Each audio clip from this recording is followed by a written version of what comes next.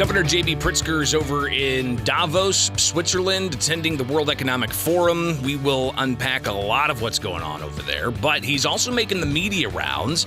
He'll have a call with general press later on this morning from Davos, and surely we'll see if we can tap into that and bring you some of what he has to say to questions from Illinois-based media. But he was on CNN yesterday, on CNBC as well, making the media rounds as a head of state at the World Economic Forum.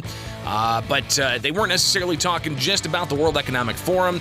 They weren't just only talking about, say, the governor's gun ban, where he still says he believes it's constitutional despite challenges in court. But he also talked about some of the national headlines, a lot of which have focused around President Joe Biden and classified documents. This, after last fall, you had a whole trove of classified documents being discovered at Mar-a-Lago from the Republican president, Donald Trump, former president of the United States. So it was interesting to hear what Governor J.B. Pritzker had to say on CNN yesterday, especially when you flash back to what he had to say about the Trump stash of documents. So how do you compare the horde of classified documents that are at President Joe Biden's house from the era when he was vice president and didn't have the authority to declassify things? How do you compare that horde of classified documents with the documents that were discovered at Mar-a-Lago from the former president who did have declassification powers? Again, you've got a Democrat in office now being found with documents from when he was vice president, and a Republican being found with classified documents from the time that he was president. Governor J.B. Pritzker sounding off on that yesterday, but we also flashed back to August, where he shared some of his thoughts about the raid on Mar-a-Lago, and he criticized not just Trump, but also Republicans. Here's Governor J.B. Pritzker from August, and then it switches over to CNN yesterday.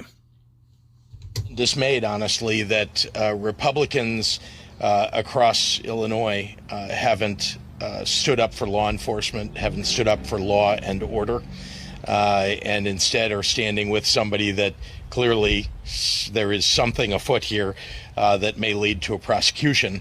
It seems like, Republicans say that they're anti-crime, and yet here they are standing up for somebody who seems to have committed. Well, I think it's appropriate to have an independent counsel and for the White House to be fully transparent. But I got to tell you that this is vastly different than the situation with Trump, where he was literally hiding documents and refusing to turn them over, whereas this White House has turned them over and has, in fact, encouraged an investigation. So I want to say that as fast as people found them, they should turn them over, but vastly different than what happened with the Mar-a-Lago incident, where they literally had to raid Mar-a-Lago in order to recover those documents. Well, I don't know all the circumstances around the timing of the finding of the documents and whether they knew that they were classified at the moment that they discovered them, and all the protocols involved. What I can tell you is that they have worked very hard to find any other documents. As you've seen, they've turned over any others that they've come across. I think they came across one more. But I think there should be an investigation. I think that having an independent counsel is the right thing to do, and that the White House needs to be fully transparent about this. So again, Governor J.B. Pritzker saying that the Trump stash versus the Biden horde of classified documents is vastly different, and saying back in August he was dismayed at the stash that was found in Trump's residence, but he seems to take a little bit of a softer touch when it comes to the documents found at Biden's residence. So more to come on that national story, no question about it.